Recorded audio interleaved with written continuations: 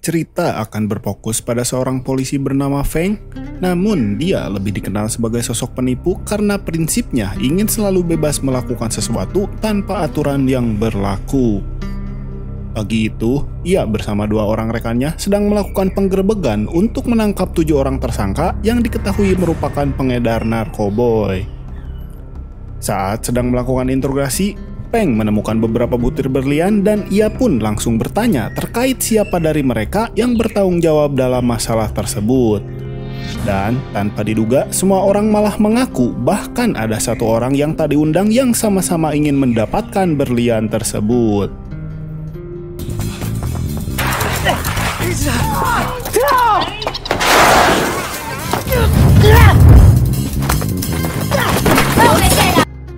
Setelah pengejaran berakhir, Feng yang sejatinya dikenal sebagai penipu berhasil menipu kita semua karena pada kenyataannya ia bersama orang misterius yang bernama Jun adalah teman dekat sesama polisi yang suka melakukan korupsi dan manipulasi. Selamat datang di channel Sinema Kilat dan ini dia alur cerita film Guiche.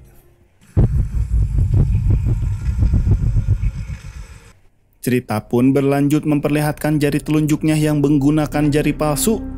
Hal itu rupanya terjadi saat penyamaran mereka pernah terbongkar oleh seorang bos narkoboy yang dengan kejamnya memotong 1 jari Jun untuk menebus kesalahan mereka. Tak hanya itu, dia juga bahkan meminta agar mencurikan berlian dari musuh bebuyutan si bos, lebih tepatnya kelompok yang berhasil mereka tipu pada saat ini. Alih-alih segera memberikan berlian tersebut kepada si bos gangster, Jun justru malah kabur meninggalkan sahabatnya yang sudah dalam kondisi terikat. Di mana Jun mengaku telah dipilih sebagai kambing hitam oleh musuh bebuyutan si bos yang membuatnya terpaksa harus melarikan diri.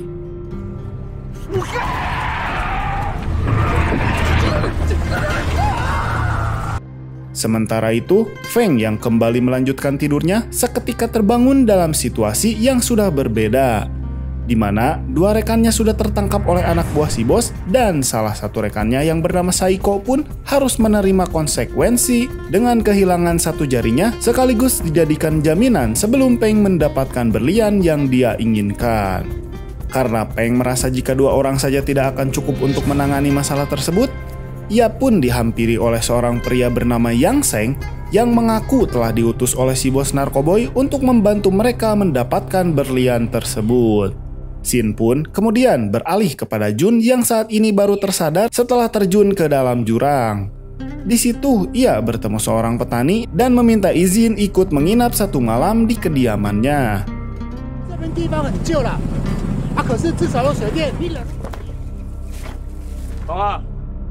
Malam harinya, tepat saat Jun berada di kamar mandi sambil menghitung kembali berlian yang diambilnya, anak dari Cio yang bernama Yin iseng membuka tas milik Jun berharap menemukan barang berharga.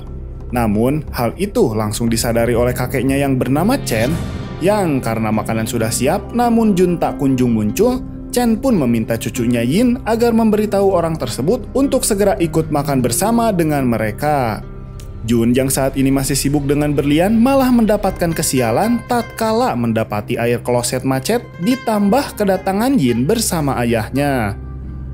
Pada akhirnya, Jun tak sengaja menjatuhkan beberapa berlian pada kloset dan terpaksa harus mengambilnya kembali untuk disembunyikan. Tapi inilah yang terjadi.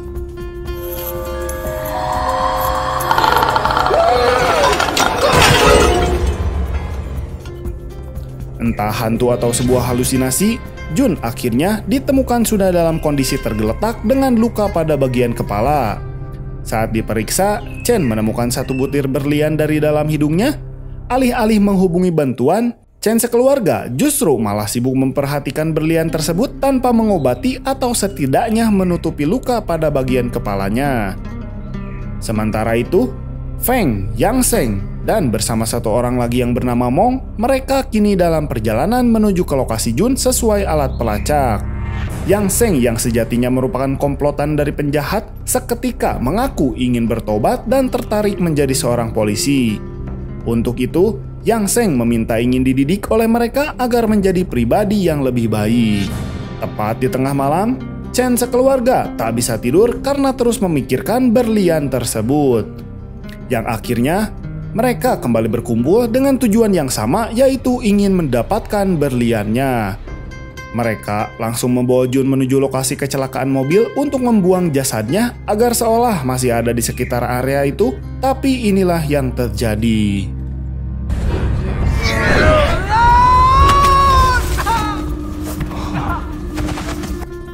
Akibat Jun yang ternyata masih hidup, mereka sekeluarga terpaksa harus kembali menemukan keberadaannya, dan karena tak ingin membuang waktu, Yin memiliki ide cemerlang agar bisa mempercepat pencariannya dengan cara reka adegan seperti berikut.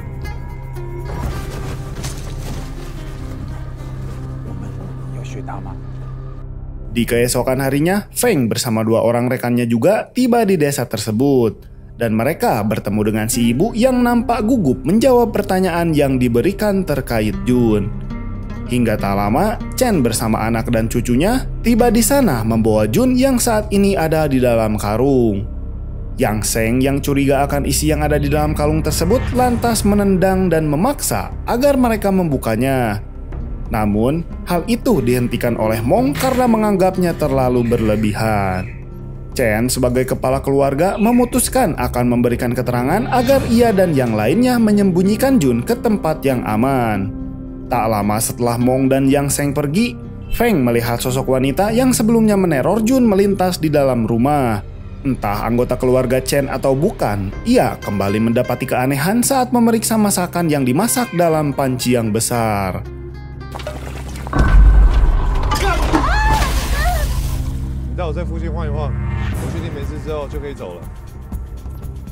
Sementara itu, Mong dan Yang Seng pergi menemui Yin yang sedang bersama pamannya di dalam gudang. Yang Seng yang masih menyimpan curiga akan isi dari kalung tersebut, segera mengambil arit untuk merobek karung itu, tetapi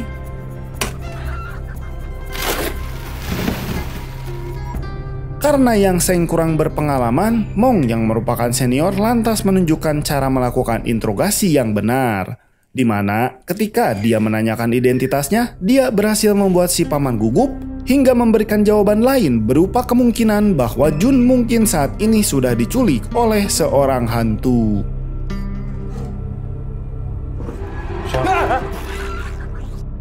Dan tepat saat Yang Seng sendirian, ia teringat dengan cerita yang didengar olehnya barusan dan inilah yang terjadi.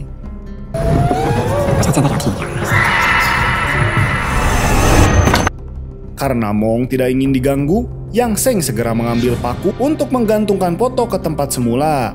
Tanpa menyadari jika di balik dinding tersebut terdapat Jun yang baru tersadar dari pingsannya. Di waktu yang sama, Jun juga mendapat telepon dari Feng, namun ia hanya dapat merintih kesakitan, membuat Yang Seng yang mendengar suara itu semakin percaya jika hantu benar-benar ada, sehingga dia pun merasa sangat ketakutan.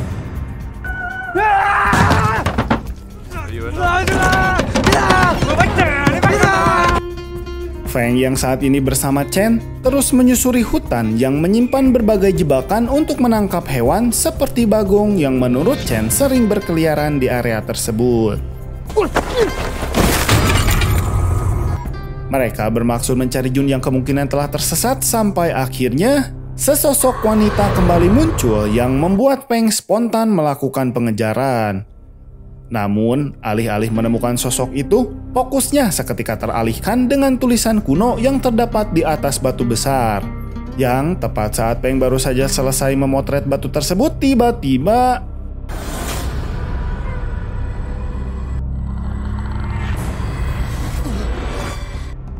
saat kembali sadar, Feng sudah berpindah lokasi ke depan rumah terbengkalai. Dan dia dibuat terkejut dengan suara seseorang yang merintih kesakitan dari dalam rumah tersebut. Saat diperiksa, ada seorang pria sudah dalam kondisi terikat pada kursi yang disusul sosok hantu si wanita yang tiba-tiba memegang pundaknya. Entah apa yang sebenarnya terjadi, Feng sudah berada di depan kediaman Chen yang rupanya ia ditemukan dalam kondisi pingsan di bawah pohon yang tadi. Di sana, Yang Seng memperlihatkan kiriman video dari si bos yang memberikan ancaman agar mereka bertiga segera menemukan berliannya.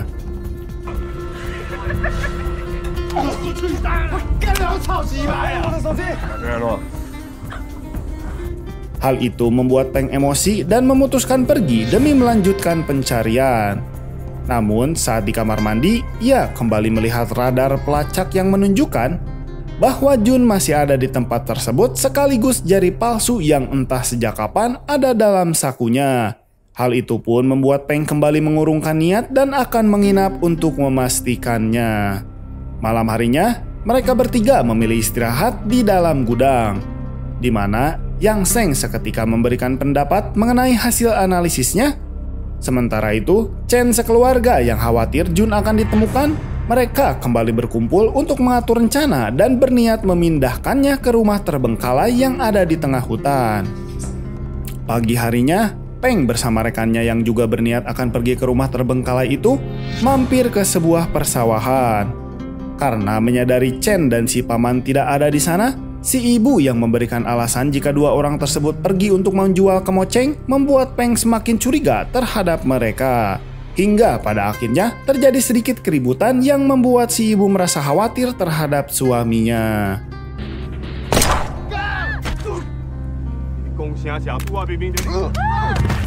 Dan ya, hal itu sengaja dilakukan Feng demi memancing kejujuran mereka.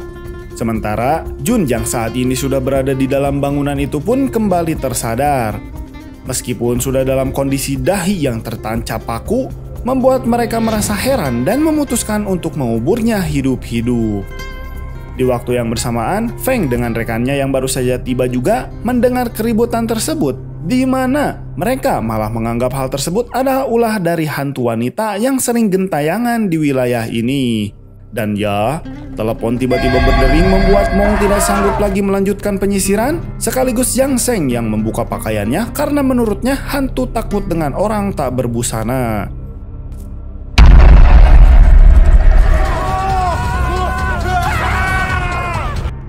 Chen dan si paman yang saat ini baru saja tiba di ladang, kemudian dibuat khawatir karena mendengar suara Feng dan rekannya sedang menuju ke sana, yang membuat mereka harus kembali mencari tempat aman untuk menyembunyikan Jun.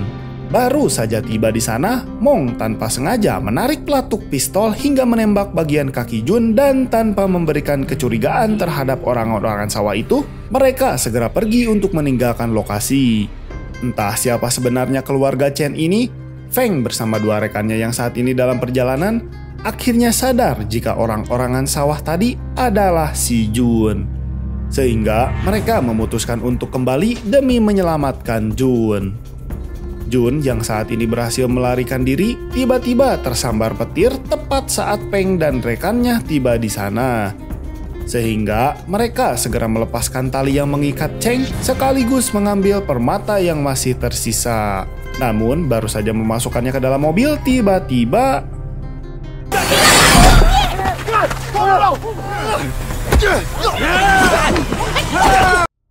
di tengah keributan itu, Yang Seng yang seumur hidupnya baru memegang senjata malah memberikan tembakan secara membabi buta hingga mengenai tangki bensin sekaligus kaki bagian kanan Jin. Namun meski begitu, hal itu membuat mereka memiliki kesempatan untuk melarikan diri. Setelah kejadian barusan, timbul sedikit permasalahan tatkala salah satu dari mereka tidak ada yang menyetir.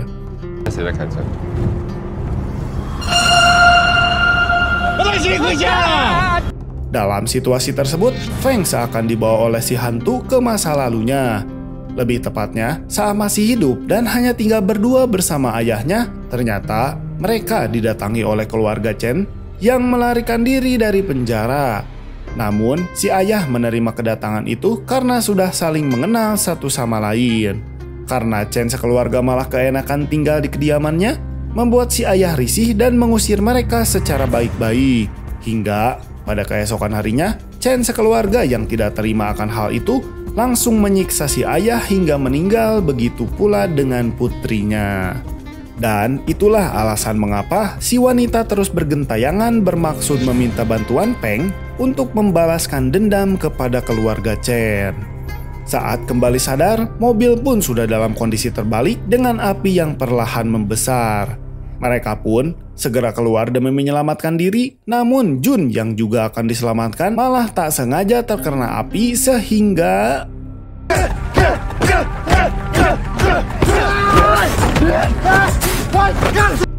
Meskipun api berhasil dipadamkan, Jun yang saat ini masih hidup segera meminta maaf karena telah menimbulkan kekacauan.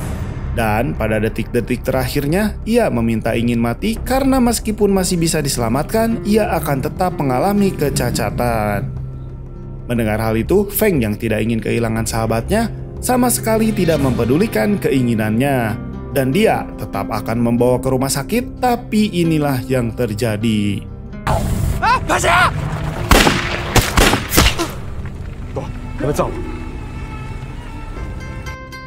Akibat kejadian itu, Feng yang emosinya mulai bergejolak memutuskan balas dendam terhadap keluarga Chen yang telah memberikan penderitaan kepada sahabatnya. Singkat cerita, Mong mulai memancing si paman untuk mengulur waktu agar Yang Seng berhasil keluar dari hutan.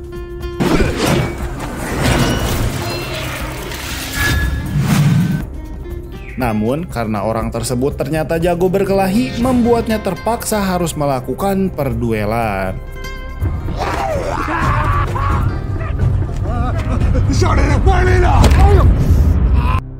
Sementara itu, Yang Seng juga terpaksa harus memancing Cio dan istrinya agar Jun tidak ditemukan.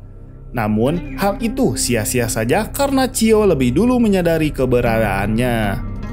Si istri yang sudah tidak sabar ingin mendapatkan berlian pun bermaksud menghabisi Yang Seng terlebih dahulu, tetapi inilah yang terjadi.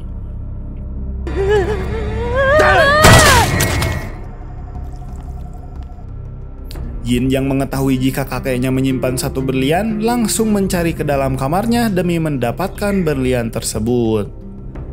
Namun, baru saja menemukannya, Chen menyadari akan kemunculan cucunya sehingga tepat setelah Chen menghabisi cucunya sendiri, Feng sudah ada di sana dengan memperlihatkan berlian bermaksud memancingnya keluar wilayah yang terdapat jebakan hewan yang meskipun dirinya juga mendapatkan luka akibat terkena salah satu jebakan, Feng berhasil menjebak orang itu dan mempersilahkan si hantu untuk melancarkan aksi balas dendamnya.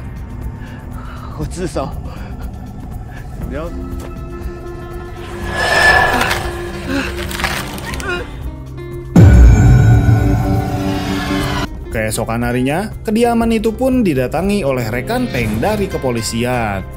Ia yang sebelumnya sama sekali tidak bermaksud memecahkan kasus tersebut, malah akan mendapatkan penghargaan.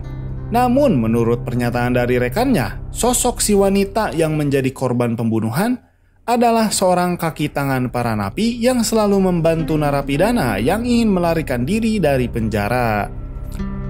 Setelah semuanya selesai, Feng bersama dua rekannya itu pun memutuskan untuk menyerang kelompok si bos. Namun di sana hanya terdapat para jasad yang tergeletak karena ternyata mereka sudah lebih dulu dibantai oleh si Saiko seorang diri. Dan film pun berakhir. Itulah alur cerita film Guiche. Jangan lupa tonton film aslinya. Akhir kata, selamat pagi, siang, sore, malam, dan sampai jumpa.